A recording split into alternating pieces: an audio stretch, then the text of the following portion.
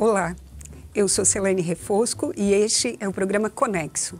Neste programa eu falo de pessoas e iniciativas que transformam a vida em alguma coisa mais parecida com o que a gente gostaria que ela fosse. A Rádio Página 2 leva o programa Conexo ao ar nas quartas-feiras, às 19h30, e você pode ouvi-lo depois através do canal do YouTube, do site radiopagina2.com.br, do Radiosnet e do TuneIn. Família, obrigada então pela paciência de vocês. Acho que é legal essa aventura de a gente fazer esse esforço de se comunicar tão longe, e acho que apesar de vocês estarem aqui dentro de 2 semanas, um mês, eu acho muito legal a gente conversar com vocês aí. Eu acho que essa possibilidade de a gente conversar com essa distância, mesmo que com toda essa dificuldade que a gente está vendo aqui, eu acho que é muito legal. Então, eu queria que, para começar, vocês começassem se apresentando de novo e dizendo seus nomes e como que vocês foram parar aí, como que é ter feito essa grande mudança do Brasil para a Dahase e que, na verdade, o mais significativo, me parece que não é a mudança geográfica, mas é uma mudança de estado com relação à vida que vocês escolheram.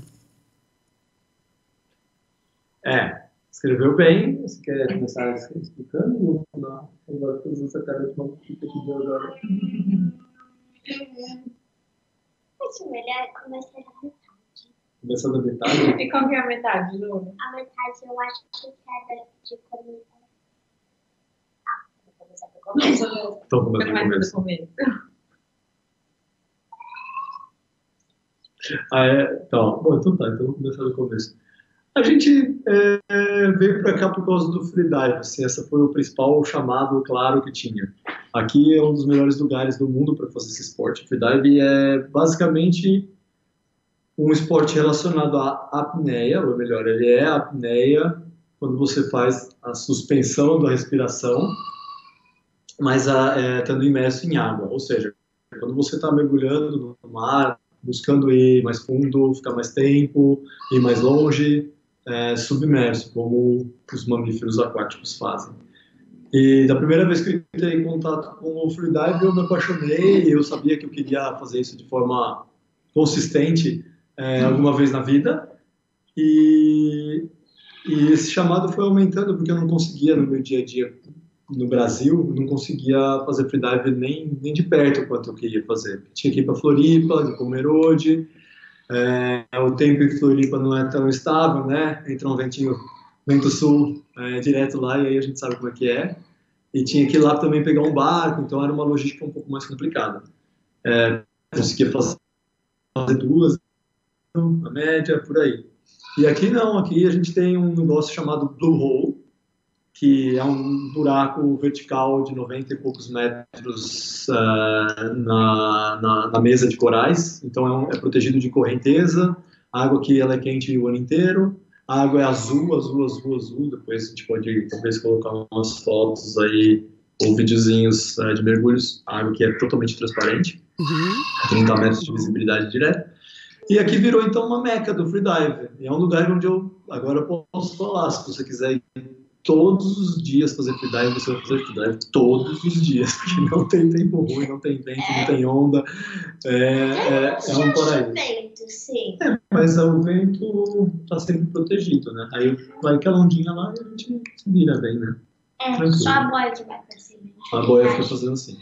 Então, essa paixão pelo freedive acabou contaminando a família também. Foram sequestrados. Foi bem legal, porque eu ainda tinha assim, alguma coisa com o mar, e vindo pra cá é um ambiente tão gostoso e o mar é tão calmo, tranquilo, que daí eu vi que nenhum tubarão ia me comer, ou aquele monstro do fundo do mar que eu imaginava que ia saltar e puro. Eles não vêm, assim, eles comem outras coisas.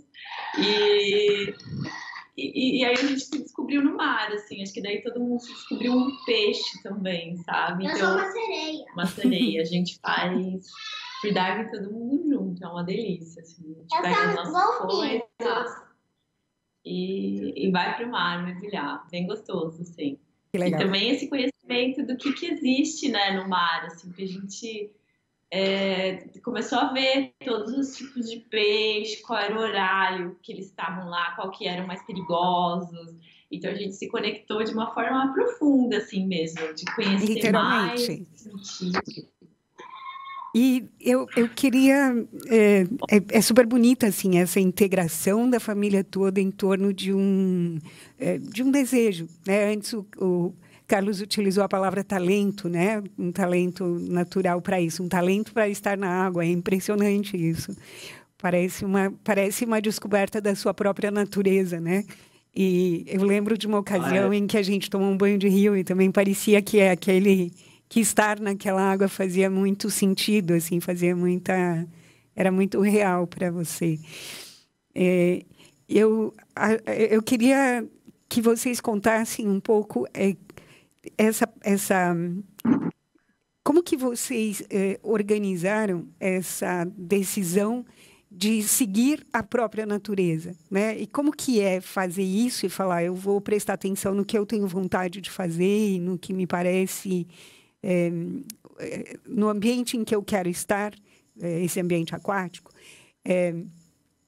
e isso em detrimento desse estar no mundo de uma maneira mais convencional, assim, como que foi essa transição, essa transferência de um jeito de viver para outro jeito de viver, porque eu os vendo agora, me parece que vocês estão assim completamente integrados e adaptados, não só uns com os outros como família, mas com o ambiente onde vocês estão, e isso que a Carol acaba de falar, um mergulho profundo, uma relação em profundidade com o meio, uma relação em profundidade com os animais, e isso parece que é tão diferente da vida anterior. Não que vocês não fossem integrados, eu acho que sempre os vi dessa maneira, mas tinha uma série de necessidades que eram necessidades mais do mundo do que próprias. Isso. Falou e disse agora, tem muito a ver com isso, nesse processo todo, tem uma palavra que acho que apareceu em diversos momentos no nosso caminho e que para mim foi muito importante, que é a palavra coragem, entendendo a palavra coragem como agir com o coração, né? Aquele negócio de coragem. Uhum.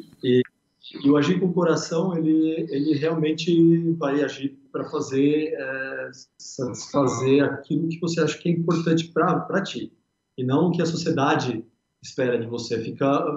Quanto mais você reflete nesse sentido de como que é agir verdadeiramente com o coração, mais claro fica quando você está fazendo algo que não agrada a você mesmo, agrada mais talvez a sociedade ou outras pessoas que você gosta, mas que não é seu.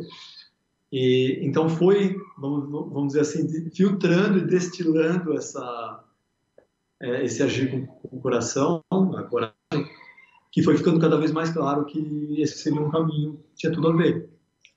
Acho que veio muito também de eu ter iniciado esse caminho, assim, já há um tempo atrás, e comecei com a yoga na Alemanha, e depois vim para Pomerode, comecei a costurar, e foi uma coisa, assim, com a Gi, lá no Orbitato, muito mágica para mim, assim, eu me empoderar e entender o meu poder criativo mesmo, né, não sei, me conectei. E ali, quando eu me conectei e comecei a seguir o meu próprio caminho, e daí veio o Calão como um reflexo de mim, a gente percebeu claramente que ele não estava conectado, né? Que o que ele fazia, sim, tinha muitas coisas boas na nossa vida, nos proporcionou estar aqui hoje, né? Nos proporcionou coisas maravilhosas, mas o coração mesmo não estava conectado. E a gente veio conversando, né? E trazendo sonhos à tona, assim, né? O que gosta, como que faz e tal. E acho que foi isso, assim. Acho que o processo nosso como família mesmo, de dar esse passo. E foi assim, uma ideia que virou como se fosse um projeto. Peraí que a Luna queria falar, eu estou cortando a ideia. Hashtag no straw. Muito bom esse hashtag. Usem na sua timeline, se possível. Que é sem canudo, né, gente? Muito bem. Essa conexão trouxe essa consciência consciência da quantidade de plástico que está dentro do mar, a gente está muito consciente desse lixo que a gente está produzindo. Vocês E a veem gente esse lixo aí, neste lugar? O lugar aqui tem uma dificuldade grande com o lixo não reciclável. O lixo não biodegradável. Aham. E diria mais, eu queria um específico que é o não comestível por cabras. Porque o que é comestível por cabras... Está resolvido. Agora, ótimo. o que não é comestível por cabras é complicado aqui. Eles têm uma dificuldade cultural mesmo, o egípcio e o beduíno, que são como se fossem dois povos, veremos isso no próximo capítulo. Ambos têm muita dificuldade de botar na cabeça que plástico tem que jogar num lixo que vai ser recolhido eventualmente um dia, quem sabe, ser reciclado. Pode Coisa que ser. ainda, obviamente, no Egito é muito tímido, mas pelo menos você não está jogando lixo em todos os lugares, né? Eles têm isso. Então você encontra aqui na porta da nossa casa, todo dia dá para encher um saco de lixo de plástico que os próprios beduínos aqui vizinhos jogam. É um grande problema que a gente, para mim, é o grande problema que a gente enxerga, e para a Carolina acaba sendo, ironicamente, meio que ela tem uma mágica que ela vê como solução e cria produtos a partir disso. Assim. É verdade. É muito legal, porque a gente encontrou outras pessoas também. Eu já estava fazendo no Brasil de trabalhar com resíduo têxtil, né? Com a parte mais resíduo têxtil. E cheguei aqui e me deparei com todo esse lixo, conheci outras pessoas que tem esse interesse. Estavam fazendo outros projetos, querendo criar com lixo, e a gente se juntou. E aí a gente começou a fazer coisas com lixo, né? Uau. Então, aí olhando aqui direto, quais são os lixos que tem, sabe, né? Os plásticos, por exemplo, a gente participou de uma competição de fazer barcos de plástico, a gente participou da competição, a gente até ganhou a competição. Meu aluno e o Gael, o Carlão estava trabalhando esse dia, ele ajudou a fazer o barco, mas ele não foi no dia da competição. Não, ajudou é pouco, né? Bom, aí, então, daí, tipo, vem esse movimento também, porque se a gente ficar muito preso assim, ai, que ruim, a gente está produzindo muito, comprando muito, só assim, numa coisa muito pesada que a gente não consegue nem se mover, porque é tudo ruim, né? Realmente a gente tem tensão, mas a gente precisa agir também. E aí eu cheguei aqui e tem um pessoal agindo nesse sentido também, então para mim foi muito especial. Então eu continuo com o têxtil, trabalhando com resíduo da loja local, de segunda mão, de roupa, aí agora também com o kitesurf, porque tem muito kite aqui.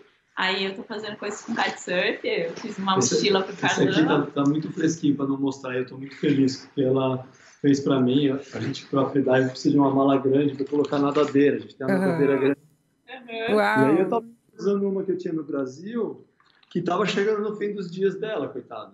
Sim. E aí, observando isso, ela falou, então, vamos fazer uma de kite, quem sabe? E aí fez essa. São as velas, são aquela espécie de paraglider, assim. Outro material também que tem aqui são os wetsuits. Tem muito mergulho aqui, né? Mais scuba do que freediving. Aí, então, eu também estou trabalhando com uma amiga, Kellen, que também é brasileira, de Criciúma, e aí a gente está fazendo coisas agora com wetsuits também, então, umas carteiras de proteção de óculos, de celular. Ai, que sensacional! Fazendo coisa para garrafa, que é bem quente, né? Para garrafa de cerveja, assim. Então, não sei, algum tipo de proteção, sei lá, para computador, sabe? Então, assim, do lixo a gente está trazendo um monte de ideias que segue nessa minha conexão com a criação, né? Que começou desde Pomerode, então, assim, bem legal. Eu acho que tem vários... Desculpa te interromper. Eu acho que tem várias coisas incríveis assim que apareceram aqui nesse contexto. Primeiro que você fala assim, que você estabelece uma relação com a sua condição criativa. E isso faz com que haja um movimento dentro da família em que todos buscam a sua conexão, e aí o Carlos se encontra com o mergulho, né? Acho isso uma coisa super bonita, assim. Acho que isso traz é uma coisa muito esperançosa, né? De que quando alguém inicia um caminho e busca a si próprio, o encontro acontece de uma forma praticamente espontânea, assim, né?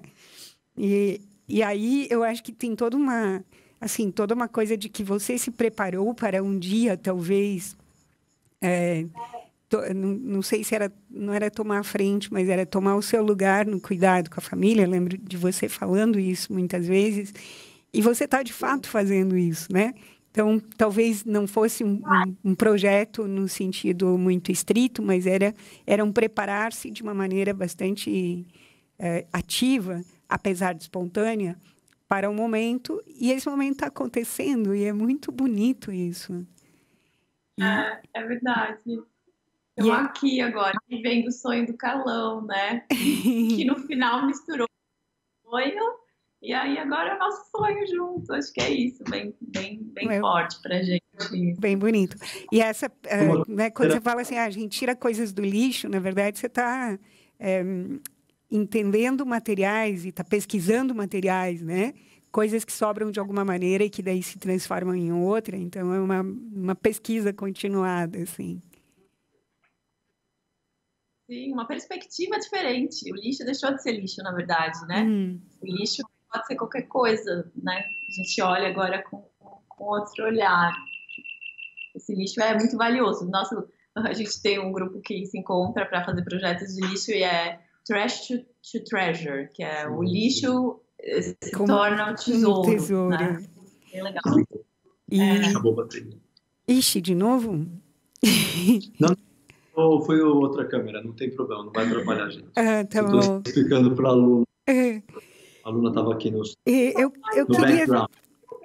Saber um pouquinho sobre o trajeto de formação de vocês, né? Vocês são pessoas que... Vocês viajaram muito na infância, porque aparece muito a viagem...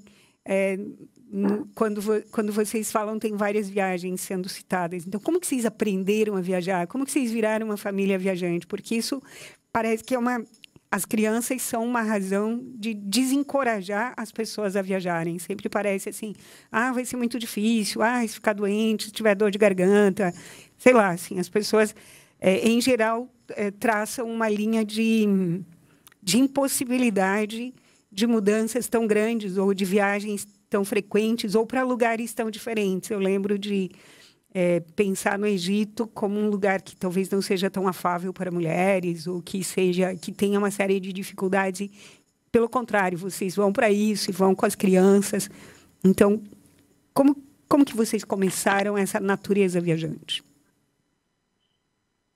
Bom, eu acho que desde sempre eu gostei de viajar, desde pequenininho, ia acampar com meus pais.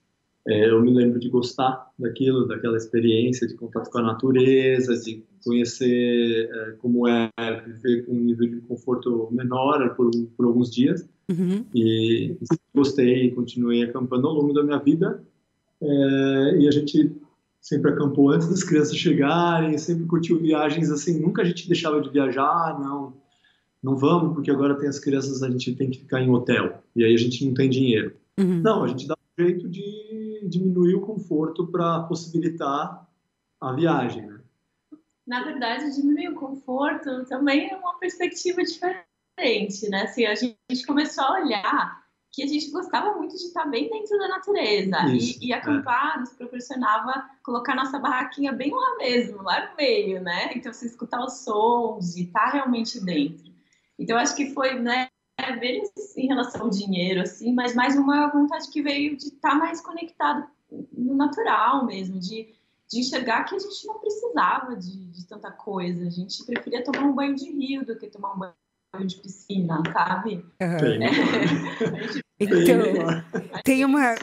tem uma ideia de que é muito perigoso isso, né? De que imagina que perigo você entrar num rio. E... sobre aquela natureza, e você respeita a natureza, ela te provém muita coisa boa, né? Tem os perigos dela, mas a informação já a gente de regra resolve. Eu acho que essa conexão também é importante, né? Porque quando a gente está mais perto, a gente vê que a gente é parte ali, que não é nada de medo, é simples, tão simples, é tão fácil. Bom, uma das nossas primeiras viagens, na verdade a primeira viagem assim maiorzinha com a aluna, ela tinha 6 meses. A gente morava na Alemanha, e na Alemanha você tem um negócio chamado licença paternidade. E no resumo no resumo da ópera, eu consegui, então, ter do trabalho 3 meses, praticamente, entre férias e essa licença, 3 meses livres. E aí nós viemos da Alemanha para o Brasil, visitamos todo mundo, mas fomos do Brasil para a Argentina de avião, mas de Bariloche nós fizemos toda a Patagônia com a gordita mais linda da Ruta 40. Que era pequenininha. Pegamos um carro e fomos acampando. Em 90% do tempo a gente estava acampando mais até no meio da Patagônia lá, em lugares onde tinha guanaco solto, tinha um tipo parecido com uma ema, puma, raposa, Aí os animais marítimos também. Uau, que lindo. Do mar. E foi lindo essa viagem. E a gente viu o quanto que ela estava bem. 6 meses. E o quanto era possível. Não, ela estava adorando. Ela estava com a gente o tempo todo, vendo um monte de coisa interessante. Naquela época não precisava nem andar. Ela tinha 6 meses, né? Então, o que era mais importante para ela era estar perto de vocês. Ela no sofá, casinho, fralda trocada, estava tudo certo. Então, mas se a gente estivesse em qualquer lugar do mundo e ela tivesse essa parte básica, assim, então para ela estava bom. E ela teve isso bem forte, assim, né? A gente ficou o tempo inteiro juntos, nós 3, né? Foi especial.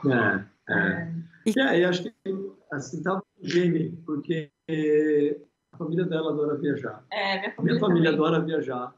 E como é que ia sair quem não gosta de viajar? A sua família gosta de viajar?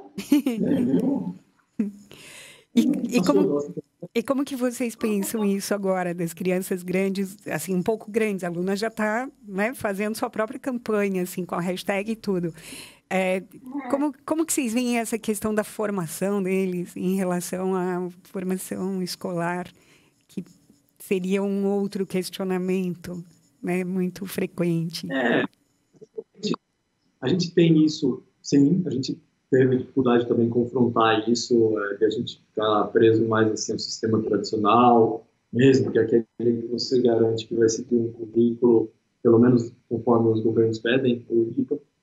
Mas aí, quando agora você enxerga a possibilidade que eles estão tendo de conhecer outras culturas, de aprender uma outra língua, por mais que não seja a língua local, eles agora brincam em inglês com os amiguinhos deles. Isso de ter uma língua a mais já vale muito mais do que algumas horas que eles estão perdendo de aula. De escola regular. Eles vão deixar de saber, talvez, quem descobriu o Brasil, mas eles conseguem se comunicar um pouco mais cedo e já de uma forma mais natural, já entender como é que é realmente usar uma língua, e não apenas saber falar formalmente. Sim, e talvez, assim, quantas verdades a mais, né? Quanta condição de compreensão ampla a mais do que saber quem descobriu o Brasil apenas. Eu acho que, mais que tudo, que é de qualquer família, de qualquer lugar, tanto faz onde as pessoas estejam, que é de deixar as crianças conectadas com a essência deles, sabe? Acho que a escola, ela tá, sei lá, ao meu ver, muito desconectando, assim, tipo, tirando, assim, agora o que tem que ser aprendido é isso, que deixa... Sem considerar a natureza das crianças, né? Sem considerar essas naturezas individuais que cada um tem. O que é que eu gosto? O que eu quero saber, né? Porque a gente está no momento que você tem que saber isso, e daí você vai lá na faculdade, daí você vai ter um trabalho tal. E assim, tá, mas...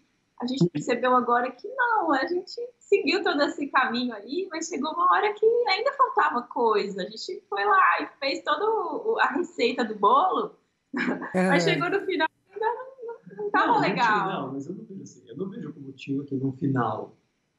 Era um caminho que podia ser seguido e a gente já sabia mais ou menos como ia ser o script. E aquele script não era mais tão interessante. Ele foi por muito tempo e valeu muito a pena. Mas chegou uma hora e falava, poxa, esse caminho aqui não está batendo com o que eu quero mais para lá, assim. E daí dá para recalcular a rota, assim, e falar... Agora é mais legal. Deixa o Gael falar. Fala, seu Zé. Mas Acho que é esse negócio da conexão, sabe? Principalmente pra gente, o que me guia, assim, que as crianças estejam conectadas. Uhum. Eles chegaram aqui, a gente inscreveu eles numa escola egípcia, oficial, fizemos toda a papelada de documento que vale no Brasil. E eles foram para a escola durante o ano, aprenderam inglês e tal, mas não era exatamente, é uma escola muito tradicional. Muito. Que é Apostilona. que é muito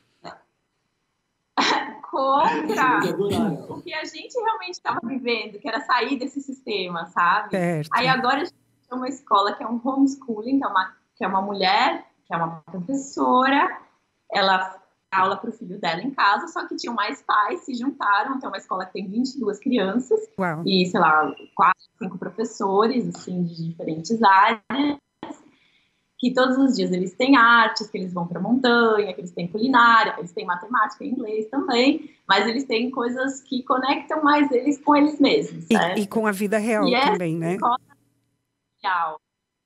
Então a gente não vai ter um documentozinho deles lá no final, sabe? Falando assim, eles foram para a escola durante esse ano. Mas o que vale mais? A gente deixar eles ali na escola oficial, que eles vão ter lá um documentozinho que foram para a escola, ou eles realmente estarem felizes e criando e no próprio caminho de descoberta. Eu acho que essa própria opção pelo documento é uma coisa que, quando vocês decidem mudar chamados pelo freediving, o documento vira uma coisa bastante questionável, né? Porque a vida conta mais. Sim. Sim. Todo esquema é total, na verdade, como um todo, toda essa necessidade burocrática em geral, assim, vou te falar que você começa a ter um outro olhar, assim, sabe? É interessante ir para outro país, porque daí você olha o seu país também de uma outra forma, coisas boas e coisas ruins, né? Uhum. E aí você consegue entender quais as suas próprias necessidades fora de um contexto social, porque daí você fica livre do julgamento. E aí é interessante, então, esse passo de, às vezes, fazer essa mudança, indo para outro lugar, você se olha realmente sem ninguém apontando muito para você, e aí você se cria, né? E legal aqui é que apesar não, vou começar de outro jeito. Nós, muitas vezes, temos uma imagem da cultura árabe, em geral, como uma cultura extremamente fechada. Sim. E, de fato, ela algumas vezes em algumas dimensões. Mas aqui, em específico, a gente pode dizer assim, que eles são muito abertos a outras culturas, no sentido de permitir que a gente viva aqui como brasileiros e com mulher com cabelo solto, homem de cabelo comprido, moleque com cabelo assim porque resolveu que quer crescer a franja. Eles não julgam assim de uma forma que pelo menos não um julgamento que nos afronta, que nos atinja. Uhum. Então nós temos a liberdade de encontrar um eu mesmo, um nós mesmos, que é maior do que talvez seria em outros lugares. Ou seja, aqui foi para mim um tapa na cara de os árabes podem ser bem menos preconceituosos, às vezes até do que a gente. Do que você. É verdade. Aqui tem bastante aula de yoga. E esse lugar especificamente, ele é um lugar da Razi. Ele é um lugar com uma característica muito internacional, pelo que vocês falam, com pessoas de muitos lugares. Sim. Eu já vi uma estimativa de moradores aqui, assim, pessoas que ficam aqui 6 meses ou mais, vamos pensar assim. Com certeza tem algo como mais ou menos meio a meio de estrangeiros e egípcios, e talvez os egípcios se dividindo entre 10% sendo egípcios não daqui do Sinai e 40% locais. Essa é a minha estimativa. Então, ela é uma conversão de cultura por definição, porque o egípcio no Sinai é realmente uma cultura diferente. Que são os beduínos, né? Uma cultura beduína, nômade, eles se assentaram aqui. Assim, uma cultura... uma cultura, eles se identificam mais com a Arábia Saudita, com a Jordânia, do que com o próprio Egito. São bem, né, vivem com essa vestimenta bem antiga, os homens vestidos com vestidos longos, assim, e turbante. Cobertos. Branco homo mesmo, assim, branco homo, aquele mesmo que você não tem outra palavra para descrever. E as mulheres, do mesmo jeito, mais vestido, do mesmo jeito, se faz com pano na cabeça, cabelo às vezes solto, às vezes preso. Às vezes a gente só olha os olhinhos, assim, das mulheres. Eles estão aqui nessa parte também. Mas esses são os ninjas, a gente acha, né? Não, às vezes a gente nem olha os olhos das mulheres. É mesmo?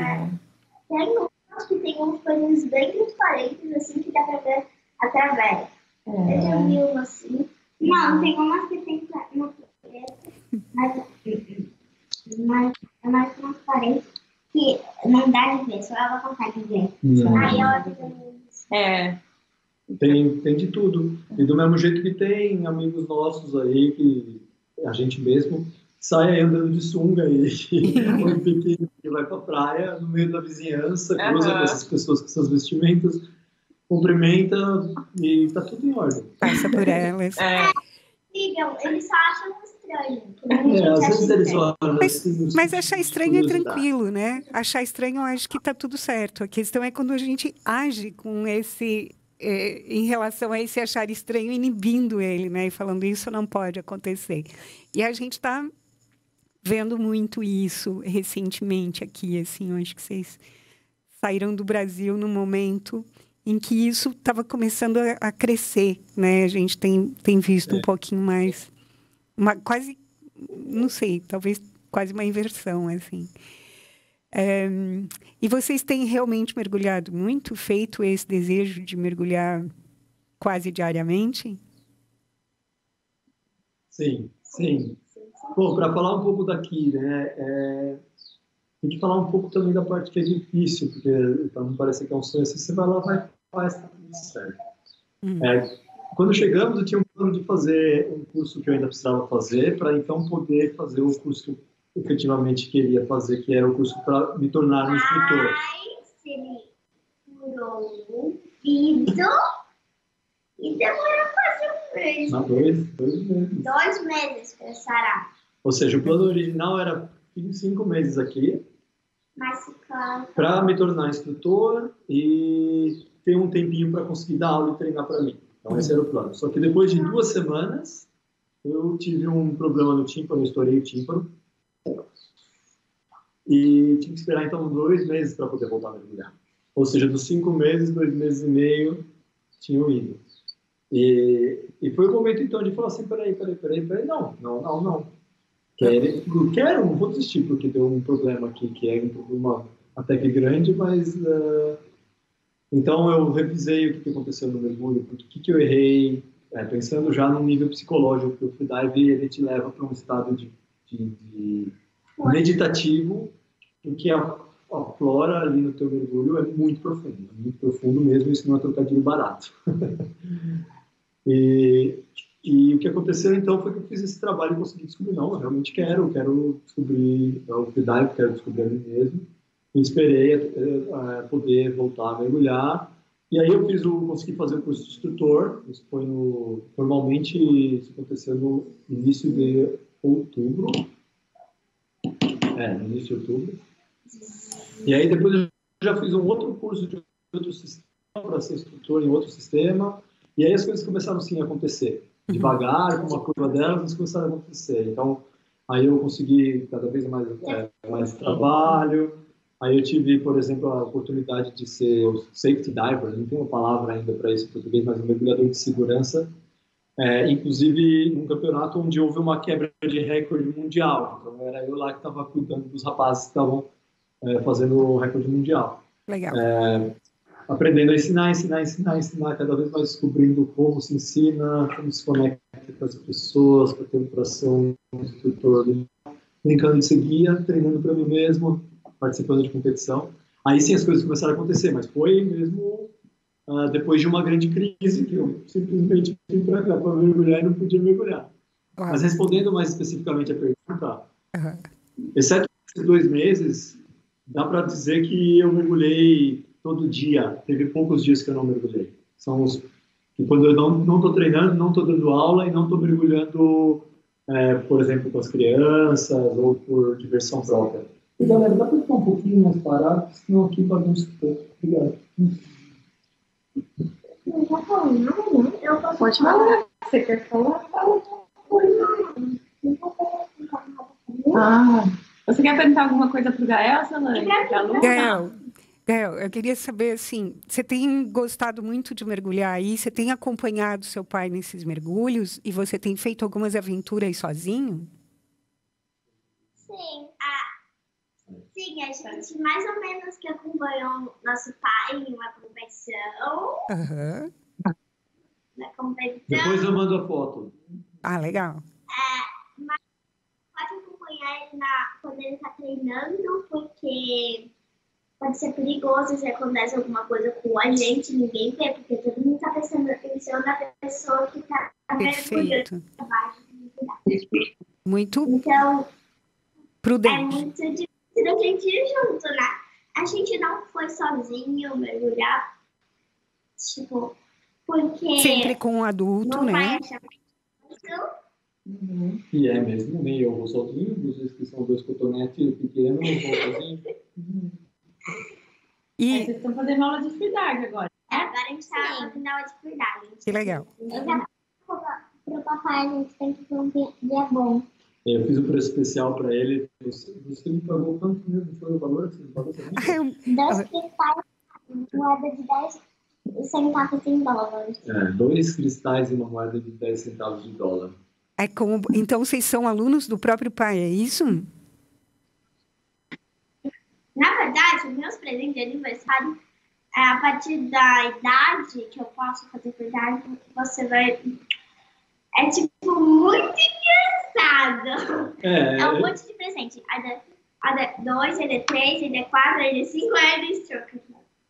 É bem assim. AIDA é o nome do sistema, Associação Internacional do Desenvolvimento da Apneia, que eu mais uso como instrutor. Então, eu sou instrutor AIDA, fiz vários cursos AIDA e agora eu dou cursos AIDA. Entendi.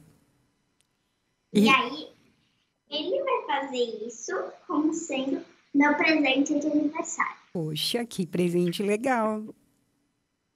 Também acho. E eu queria perguntar mais uma coisa para as crianças.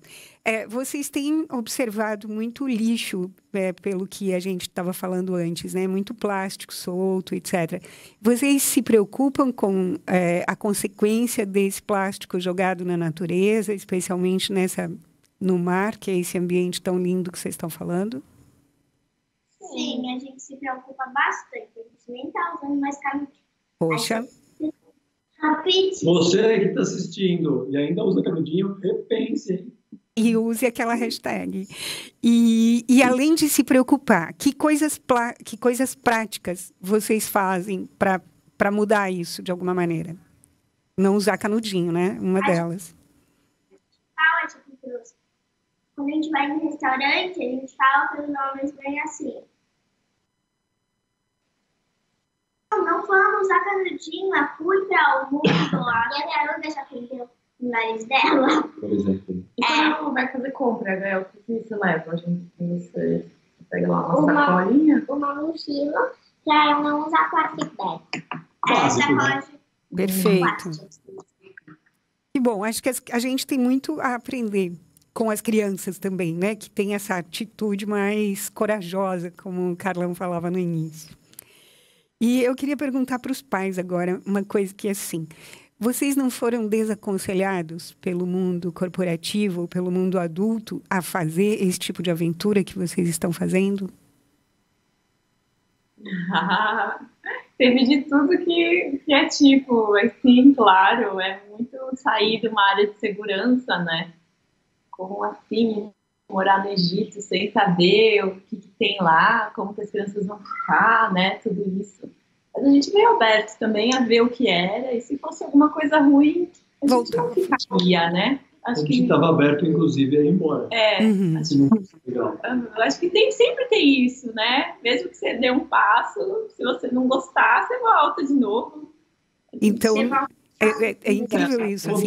O contexto, assim, pensando mais formalmente, assim, em conexão, o que aconteceu foi que eu falei para a empresa onde eu trabalhava, falei claramente que eu tinha, então, agora uma necessidade de fazer um período sabático. E a empresa entendeu prontamente, me conhecem há muito tempo e a gente tem uma relação muito boa, eu digo eu e a empresa como um todo, as pessoas que trabalham na empresa têm uma visão, acho que ainda humana das pessoas, né? Não é aquela coisa tão corporativa amassando todo mundo. Uhum. E eles entenderam e eles concordaram, então, em ter essa suspensão temporária do contrato de trabalho, claro, sem agora receber salário, mas primeiramente para 5 meses, e aí depois de algum tempo, por diversos motivos, acho que a gente não precisa dar todos os detalhes, Claro. eles acharam interessante prolongar, eu também achei interessante prolongar, e nós prolongamos já 2 vezes a duração dessa suspensão do contrato, ou seja, eu ainda tenho um vínculo com a empresa, Uhum. mas ele está suspenso e ambos os lados estão satisfeitos agora de ter essa porta ainda aberta, essa ligação existente, apesar dela não estar ativa agora. Uhum. E isso, de alguma maneira, também é essa clareza no relacionamento que você consegue ter, eu acho que é um fator encorajador, né, para esse movimento todo. E... Ajuda. Claro, ajuda até a gente mesmo a tomar coragem, né, a partir do coração. É um pouco mais de segurança. Claro, teve muita gente que gosta muito da gente, por exemplo, meus pais, ou mais especificamente meu pai, ele teve muita dificuldade para entender esse passo. Ele É que eu... não estava aceitando, mas com o tempo as coisas começaram a acontecer e agora eu sinto que ele está muito bem assim, por isso. Eu acho que ele conseguiu entender que era mesmo algo que a gente precisava fazer. E que era uma coisa para o bem. É que eu acho que, me parece que o que a gente tem é uma visão de sucesso muito cristalizada e que ela está muito relacionada, assim, com essa postura profissional, com o ter muitas coisas, mas que é a parte invisível da gente, né, que é realmente a satisfação do coração, ela fica muito em segundo plano em relação a todas essas prerrogativas materiais.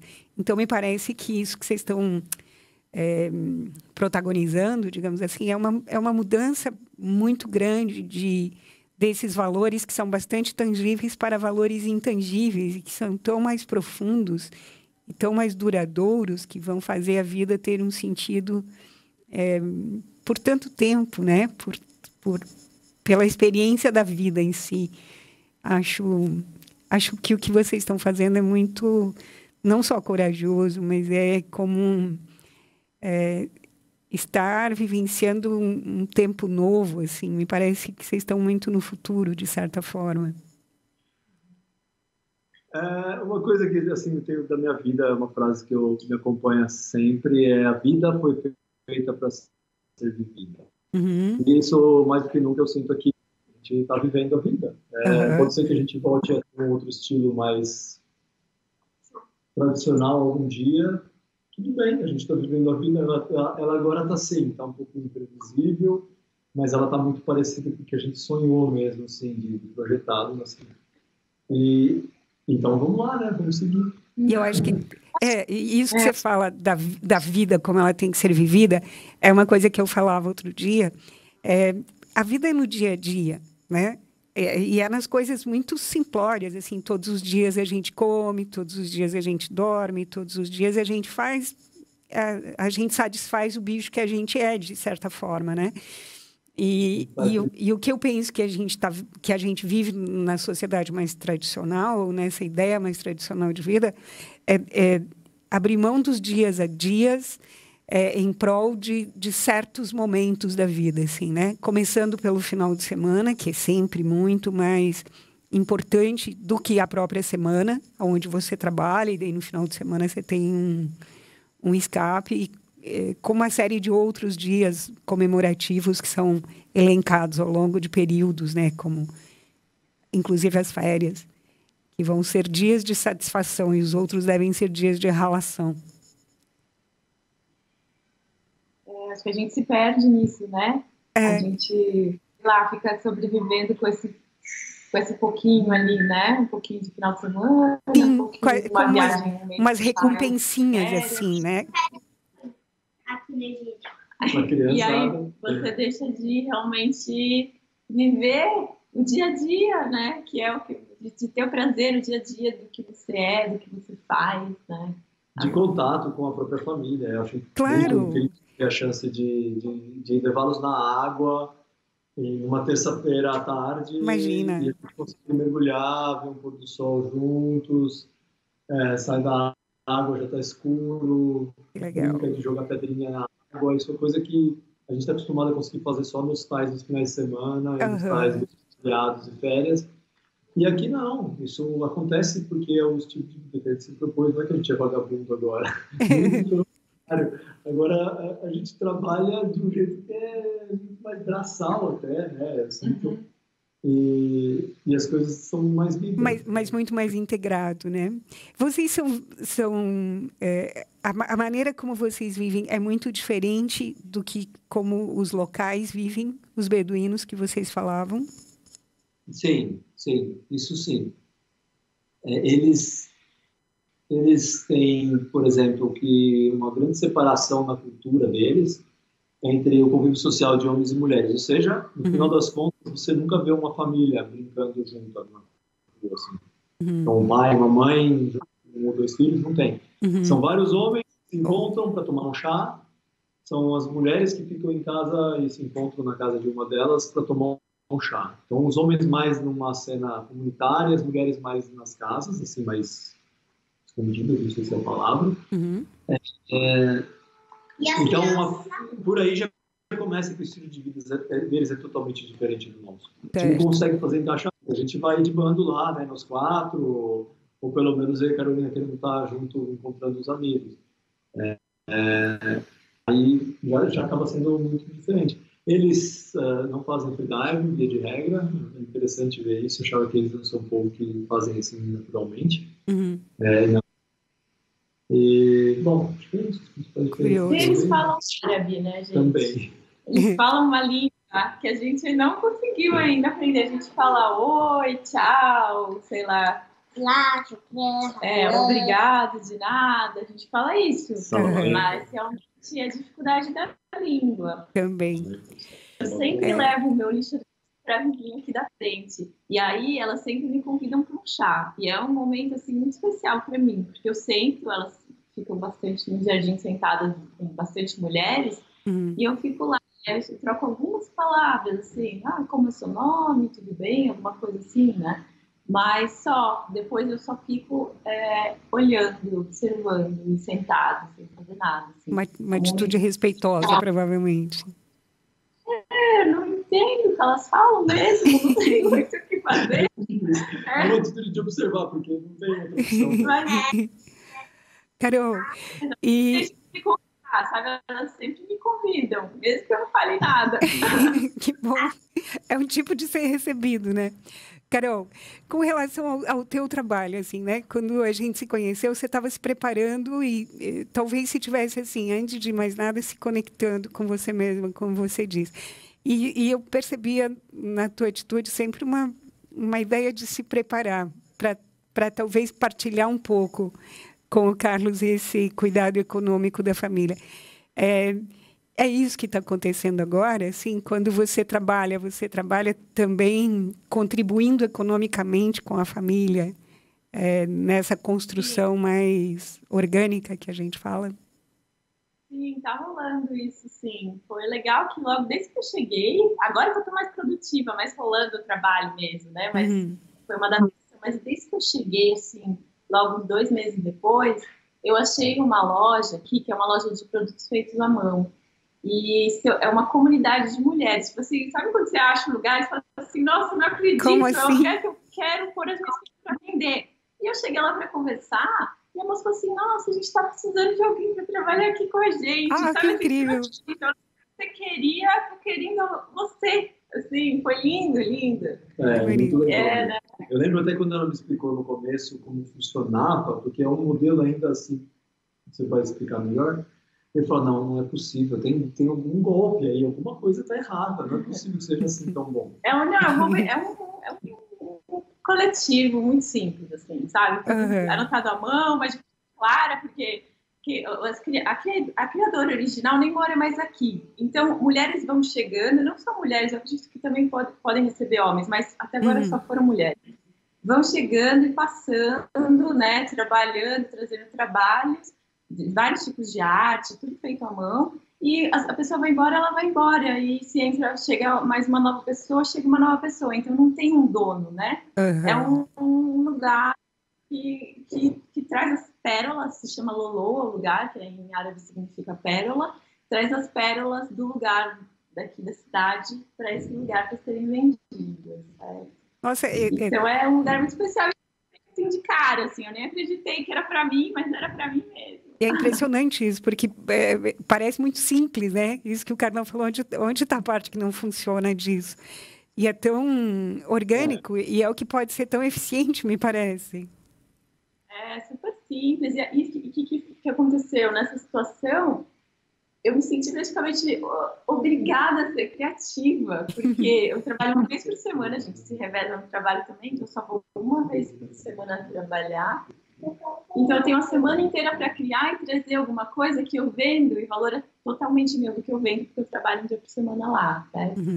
Então eu me sinto assim que eu posso criar o que eu quiser, que eu tenho um lugar para colocar, assim, como se tivesse uma finalidade. Modelo. Vou explicar, porque talvez é um modelo muito bacana, porque são 6 agora, 7 talvez agora? 6 mulheres que dividem o espaço, e acontece que também dividem o trabalho que é vender, está no espaço para vender, para fazer aquela transação da venda mesmo.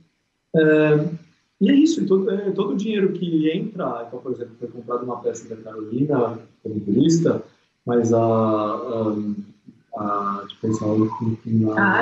Alia estava lá vendendo, a Alia guarda no caixa, a nota foi uma venda feita para a Carolina, 400 pounds o valor, e o valor vai integral para a Carolina, e no final do mês elas dividem as contas do lugar. Mais ou menos isso. Poxa. Super simples, baseado apenas na confiança e ponto.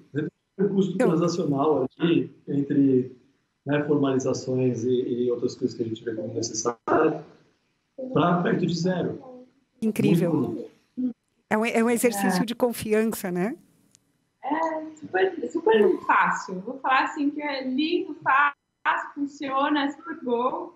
E aí agora eu estou realmente no movimento. Assim, também rolou uma coisa para mim assim, de entender o meu valor como cuidadora, como sei lá, como cozinheira, como cuidadora da... Sabe assim? Todo esse trabalho que normalmente são as mulheres que fazem, especialmente no Brasil, que a gente mesmo não valoriza, sabe? Eu percebi que eu mesmo não valorizava, assim. Então, eu cozinho todos os dias, né? Não assim, calão... Mas agora, era alta temporada, calão com trabalho diariamente, eu estava aqui em casa com criança, sabe? No inverno, não. No inverno é menos trabalho para ele, a gente divide mais. E aí eu percebi também, então, de valorizar esse trabalho da casa, que é um trabalhão, sabe? Sim. Que é uma coisa... E que costuma para a gente ser sempre um trabalho invisível, né? Ele é um trabalho que não... que tem que ser feito, mas que ele raramente é reconhecido, que raramente é apreciado também, né? Acho que a gente tem uma coisa de nem gostar de fazer esse trabalho. E, por outro lado, é tão legal cuidar da casa da gente, né? Cuidar do lugar da gente, afinal de contas. É muito importante, né? Tudo. Estar com as crianças também, sabe? Então, tudo isso. Então, rolou esses dois movimentos, meu. Tanto profissional, de realmente ter meu tempo e começar a vender. Todo mundo quer falar.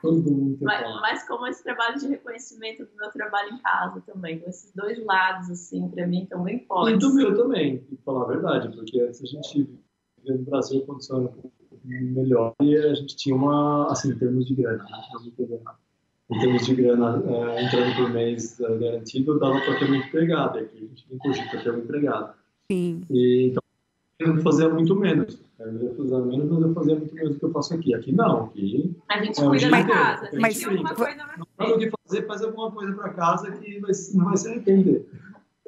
E certamente as crianças devem participar disso também. As crianças participam, Gael. As crianças ajudam a cuidar da casa, Gael. As crianças ajudam a cuidar da casa? Sim. Isso. Olha só a data aqui do Egito. Hum. Eu vou mostrar mais dela. Isso é 100 pounds, é mais ou menos. A gente está falando de 5 dólares, mais ou menos. Essa nota. Bom, Calu, o que você queria falar? Já aqueceu. Beleza. Carlão, e isso de você se integrar mais na relação com a casa, como que você sentiu? Eu no final eu gosto, claro que tem hora que você está com pressa e você fala, puxa vida, agora tem que lavar a louça antes de fazer outra coisa que você sabe que você precisa fazer. Mas acontece que aumenta a presença mesmo. Sim. E é legal. Na casa. Eu acho legal. Eu tenho pensado muito ultimamente, eu tenho uma casa bem pequena e eu tenho, na medida do possível, cuidado dela sozinha e tomado isso como um exercício. Até porque eu acho que é uma coisa muito... É um exercício muito interessante, né? Você está pensando em coisas, está ouvindo música, está processando e está cuidando do jeito que você gostaria de cuidar. Eu acho muito interessante isso, né? Eu acho que a gente está muito acostumado a delegar inúmeras coisas e fazer o contrário, assim, e chamar essa atenção, como se diz, para essa situação é muito legal. Mas eu fico pensando, não seria possível isso numa casa enorme, não seria possível isso com 4 banheiros. Então, acho que também isso vem redimensionar um pouco as projeções materiais que a gente tem, né? Quando você tem que cuidar da coisa que você tem, essa coisa assume um tamanho mais real, eu acho, menos projetado. E vem de encontro total a uma necessidade de diminuição de consumo mesmo, né? Sim. A gente conseguir olhar, gente, o que eu realmente preciso, né? Sim. Redimensionar a metragem quadrada mesmo, né? A gente não tem carro, a gente só anda de bicicleta, que é ótimo, a gente tá super em forma, o corpo tá beleza, então, né? Eu achei que vocês estão lindos, vocês estão todos bonitos e todos, assim, saudáveis e todos morenos, eu tô achando incrível. Vejo vocês muito bem. Ágil, porque você faz tudo de bicicleta, carrega muita coisa, então a gente fica forte mesmo. Fica muito responsável, né? Sim, você não vai trazer algo para casa que você não tem certeza que você precisa. Então você vai para o mercado, você vai comprar o que você precisa. Ponto. Não vai comprar aquela cerveja meio estranha lá, que você, talvez eu tenha em casa.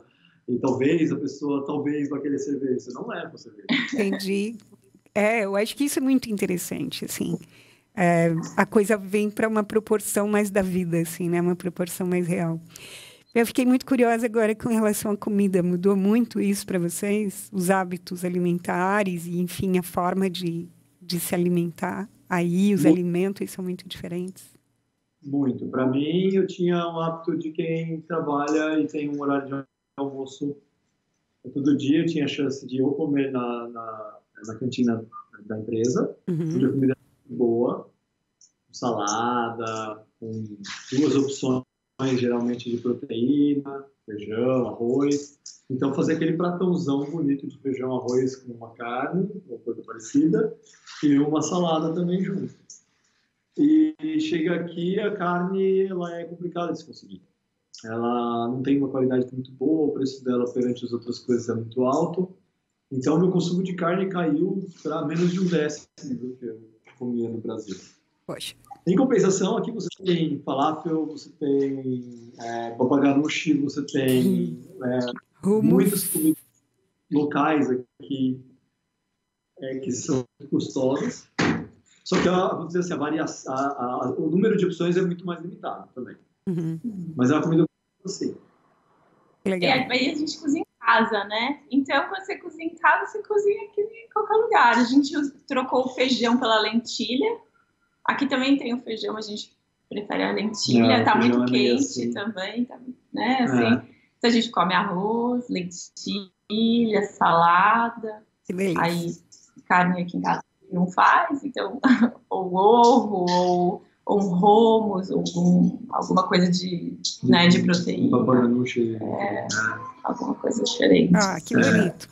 E eu acho que, assim, tem uma pergunta que as pessoas gostariam muito de saber, que é assim, vocês precisaram, num sentido negativo, fazer restrições econômicas com relação a toda essa grande mudança que vocês fizeram? Foi difícil de se adaptar? Assim, eu acho que eu já sei a resposta, porque vocês estão disponíveis para isso, né? Foi fácil, sim, porque estava claro que a gente não ia poder comer em restaurante todo dia. Uhum. Você quer fazer o freedive ou você quer comer em restaurante todo dia? Sim. A pergunta estava evidente. É bem simples, assim, e não são restrições super complicadas. Não são perdas, né? Gostosas, porque você cozinhar mais, você vai estar mais cuidando, então, no final das contas, de novo, do seu espaço, da sua família. Você abre mão do carro, é uma delícia. Aqui, realmente, as distâncias que a gente percorre não faz o menor sentido ter carro. É tão bom isso.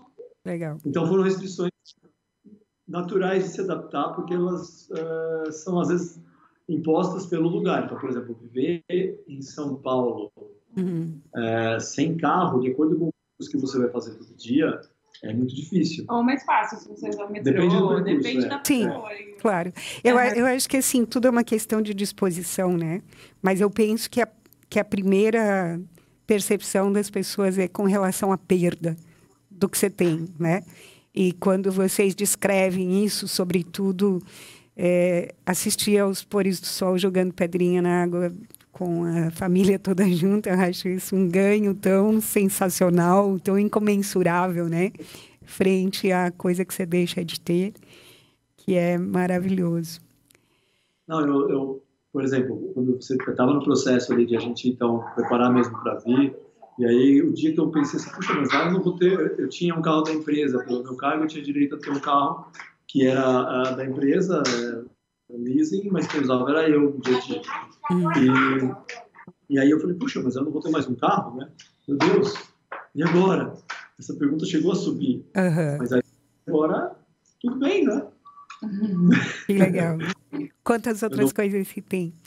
E agora, assim, no início vocês estavam dispostos a ficar um tempo bastante mais limitado, e aí você contou desse acidente com tímpano, etc. E isso redimensionou o tempo de vocês. E agora vocês já têm um novo horizonte com relação a essa permanência ou a sua, vamos dizer, profissionalização como um instrutor de freedive, e isso aumentando o horizonte de vocês aí? Ou você se vê voltando para uma rotina anterior? Não me vejo voltando, não descarto totalmente, assim, não seria assim, meu Deus, seria a morte, não. Mas não me vejo voltando, não é um plano. Ficar aqui mais um tempo com certeza faz sentido, porque pensando em me desenvolver, no sentido de ganhar experiência como freediver, tanto como instrutor, tanto quanto atleta, como safety diver, enfim, com todas as facetas que eu posso ter para fazer dentro do mundo do freedive, aqui é um dos melhores lugares para ganhar experiência, porque tem um fluxo contínuo de turistas interessados nessa atividade específica, e aqui o mar é muito estável e muito fácil de chegar. Eu vou de bicicleta para um dos pontos que tem aqui onde eu treino com o pessoal, e para o outro eu pego um táxi que me leva para lá em aproximadamente 30 minutos, que é o Blue Hole, que é o principal ponto. Para cá você está sem bateria, Luna. E então é um lugar para ganhar experiência, e isso atrai muita gente com muita experiência. Então aqui eu tive a chance de fazer um curso com o atual recordista mundial em 3 das 4 disciplinas de profundidade esportivas hoje. Então eu fiz um curso com o cara, fiquei lá 5 dias com um semideus, assim, quando antes de eu vir para cá achava que era. Depois descobri que o cara é super acessível, responde a todas as perguntas e está super interessado em ajudar. Isso é muito interessante também na comunidade do freediving. Por motivo, o pessoal adora ajudar um ao outro. Então, às vezes o cara está lá, vai participar do mesmo campeonato que você, ou está disputando, às vezes, até mesmo o mesmo recorde nacional que você, e está empolgado em trocar informação com você. É muito bonito de ver isso. Isso é lindo, né? O movimento individual de cada um. A competição, ela é algo só para para organizar um pouco, para ficar mais claro, assim, tá bom, cada um está em tal profundidade, para fazer de uma forma, acho que a palavra é essa, organizada, para permitir também uma maior segurança. Sim. Mas o ambiente não é um ambiente de competição, é um ambiente de amizade, de troca, de disponibilidade. Isso também, eu falei, poxa, é ainda melhor do que eu esperava. E aí você está aqui na Meca, então você tem tanta gente querendo trocar tanta coisa e muitas pessoas de um nível altíssimo, assim, que são realmente os melhores que tem no mundo, de acordo com o que você quer. Hoje mesmo eu fui treinar com uma campeã mundial. Ela já foi campeã mundial. Ela treina comigo hoje, normalmente na boia. Está acessível. Aqui. Onde que eu vou poder aprender tanta coisa quando eu estou aprendendo aqui, tão rápido? Talvez ajude no lugar, mas não é agora. Agora eu sei que eu tenho muito que aprender aqui com essa turma. Que legal. Assim, daí a gente decidiu mesmo ficar aqui mais um ano, né? Mas assim, sempre com essa abertura que as coisas podem vir, porque às vezes a gente, né, decide alguma coisa, mas as coisas podem ser que mudem e a gente está aberto a tomar uma nova decisão se for necessário. Sim. Mas inicialmente a gente vai para o Brasil agora passar férias. Interessante para casa para passar férias, né? A gente vai passar férias no Brasil em agosto. E aí a gente volta para cá. A gente volta tranquilo, que as crianças, a gente conseguiu essa escola que é bem legal para eles, o Carlão está se desenvolvendo e eu estou super feliz com o trabalho também aqui. Gente, né? que lindo, que bom saber tudo isso.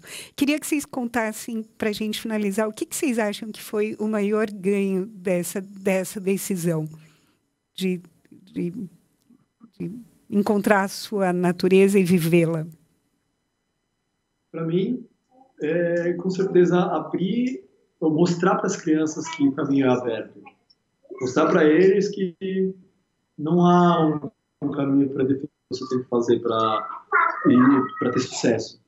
Não, é o caminho que você escolher, se você fizer com amor e com dedicação e não desistir, né? Quando acontecer os contratempos, as coisas realmente acontecem. Acho que é uma questão de ter fé que há outros caminhos e não aquele lá que parece ser o mais... Que parece ser o único, que é vendido como único, na verdade. A gente, às vezes, facilmente pode cair nessa armadilha mental de pensar, não, é assim, ou tá errado. Ou você tem dinheiro, ou você não foi bem sucedido na vida. Né? Não é por aí só. Eu acho que para mim, não sei, eu sinto que é a presença, assim, eu sinto que tá aqui, assim, é um ritmo de vida muito gostoso, que é um ritmo que eu gosto de viver, que é um ritmo que as coisas acontecem, você pode decidir o que você vai fazer, e sem muita correria, uma coisa bem fluida, assim, acho que essa fluidez foi um grande presente para mim, assim, da Raven. A gente tem uma fluidez e um constante movimento, por causa dessa movimentação de tanto turista, tanta gente por aqui, é um lugar de passagem. Então, é muito bonito ver a vida seguindo, assim, e ganhando presentes, ganhando muitos presentes. Acho que é bem, bem bonito. Que legal. Então, as crianças gostariam de falar mais alguma coisa? Eles voltaram pro já planeta. Tá certo. Gente, então fico muito feliz, assim, vocês se veem muito, muito bonitos olhando daqui, não bonitos exclusivamente no sentido estético, mas assim, bonitos integrados com a vida. E acho que isso acaba sendo acho que exemplo não é a palavra, assim, mas é legal quando a gente vê alguém vivendo de acordo com o que quer viver. Acho isso muito animador e muito interessante, assim, né? E ver que isso é possível, sim, é muito animador. Então, agradeço muito o tempo de vocês. Espero que depois vocês mandem umas imagens para a gente complementar aqui com esse ambiente de que vocês estão falando. E só posso dizer assim, muito obrigado e que vocês continuem com essa disposição de viver integralmente, que eu acho que é o que eu percebo em vocês desde sempre. Inshallah. Obrigada, Shukran. Muito legal conversar e sentir também um trabalho lindo que você está fazendo de mostrar para o Brasil nesse momento difícil, que tem um monte de coisa muito legal rolando. Acho que é isso, a gente tem que A revolução é o amor, é a gente se amar e mostrar as coisas belas e lindas que estão rolando por aí. Respeito, tudo isso. Obrigadão, Carol. Super beijo para vocês. Obrigada. Elaine, uma ótima oportunidade, adorei. Obrigada, Carlão. Tchau. Tchau, tchau. Tchau, tchau. Então, vou só finalizar aqui. Foi um grande prazer a gente ter conversado com o Carlos e com a Carolina e com as crianças, a Luna e o Gael. Essa experiência deles de terem saído do Brasil há um ano com a intenção de realizar isso que o Carlos chamou de chamado, com relação a alguma coisa que não tinha nada a ver com a vida profissional anterior dele, mas que era um ambiente onde ele se sentia acolhido e, como a gente pode falar, e à vontade, que era a água, e de alguma maneira, através dessa disposição de acreditar que pode ser possível viver de uma outra forma, criar essa outra condição e que talvez tenha como consequência mais bonita uma vida que está pautada no dia a dia, que está pautada no relacionamento da família todo o tempo, né? Uma vida assim muito mais real e não tão hipotética como a gente tem descoberto. Então, acho que foi lindo a gente ter ouvido essa possibilidade e esse movimento que foi feito, como ele mesmo falou, a partir da coragem. Espero que vocês tenham gostado. Esse é o programa Conexo. Eu sou Celaine Refosco e essa é a Rádio Página 2. Um abraço para você, tudo de bom. Esse que você acabou de ouvir foi o Conexo de hoje. Nesse programa, a gente fala de iniciativas e de pessoas que tentaram aproximar a vida dos seus próprios desejos. Esse programa vai ao ar nas noites de quarta-feira, através da geradora de conteúdo Página 2, e você pode ouvi-lo a qualquer momento através da radiopagina2.com.br, do Facebook /Rádio Página 2, do canal do YouTube Rádio Página 2, ou do TuneIn Radio ou da Radiosnet. Eu sou Celaine Refosco e você me encontra no Instagram /Celaine Refosco ou do meu canal ou do meu site celanirefosco.com.br.